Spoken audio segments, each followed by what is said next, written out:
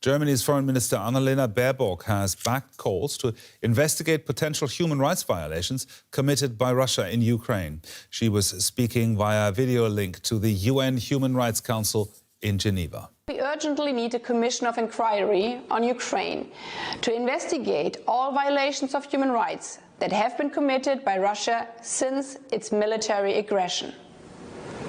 We must stand strong on accountability. Meanwhile, Germany has announced that it's sending more weapons to Ukraine. A government source says Berlin has agreed to provide 2,700 anti-aircraft missiles.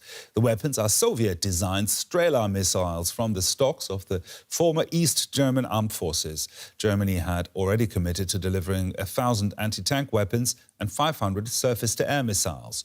Berlin recently reversed a long-standing policy of not exporting weapons to conflict zones. Let's get some background on this from our chief political editor, Michaela Küfner.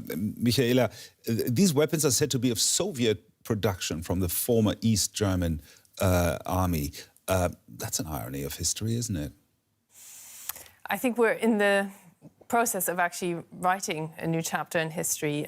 These are Soviet-made, yes. They were delivered to the former East Germany. These are weapons that were also used in Russia's conflict with Afghanistan back then in the days. So they're very old, but they are functioning hardware, and that is scarce currently in the German army. And after initially we heard the Defense Minister Lambrecht saying, look, we have to look what we even have, what we can give out. Well, this now is part of a continuing list, because we do expect there to be more that can be given to Ukraine, always stressing that there's no direct handover. Germany is not delivering these weapons physically.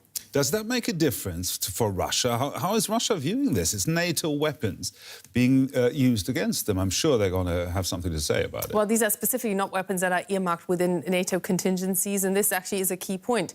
We heard the Deputy Foreign Minister of Russia yesterday stressing that there's an increasing likelihood of misunderstandings, of a direct contact between NATO and Russia, which fits into a Russian narrative of actually NATO being an active threat towards Russia, which NATO denies. It's a defense mechanism.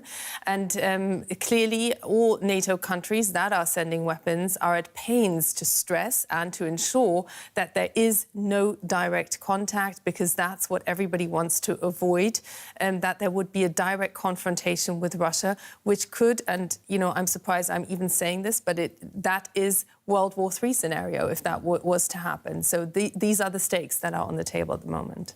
Terrible stakes. The German government recently set up a special budget of 100 billion euros to ramp up defense, to modernize the German army, the Bundeswehr.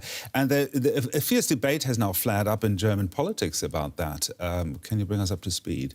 It's an internal debate. I mean, what we saw happening over the weekend is the Chancellor pretty much acting alone, turning around German defence and foreign policy of the past decades, and now effectively trebling the German defence budget overnight, which is quite something. I was with him as he travelled to Israel yesterday. That was received positively. Israel's now offered a new strategic dialogue. It so far only has with Britain and the US, and it shows that there's a new understanding of what strategic role Germany will have also in the future, and that it has to be able to defend itself because it's simply not able to do that. And this also fits in with the signals we're getting from the French President Emmanuel Macron, who's now stressing self-sufficiency is something that's needed in the future, and an own strategic outlook. These are words we've heard before, but they're now being backed up by money, and it looks like infrastructure and hardware in the very near future as well.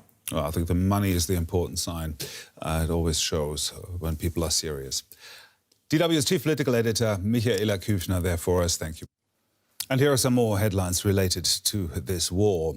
Russia's foreign minister, Sergei Lavrov, says his country will push on with its mission to, quote, demilitarize Ukraine and stop it joining NATO. Speaking on Russian television on Thursday, Lavrov accused Western countries of preparing for a war against Russia and raising the prospect of nuclear weapons. Police in Moscow have apparently detained a group of children for laying flowers at the Ukraine embassy. That's according to a social media user. Some were as young as 7. People were also arrested in St. Petersburg. A monitoring group says more than 8,000 anti-war protesters have now been detained in the past week in Russia. The International Paralympic Committee has banned Russian and Belarusian athletes from competing at the Paralympics. That reverses a previous decision just a day before the Games begin in Beijing. On Tuesday, the IPC had said athletes from the two countries could take part as neutrals. German carmaker Volkswagen says it will stop exports to Russia and halt producing vehicles there. It joins several other car companies now boycotting Russia over Ukraine.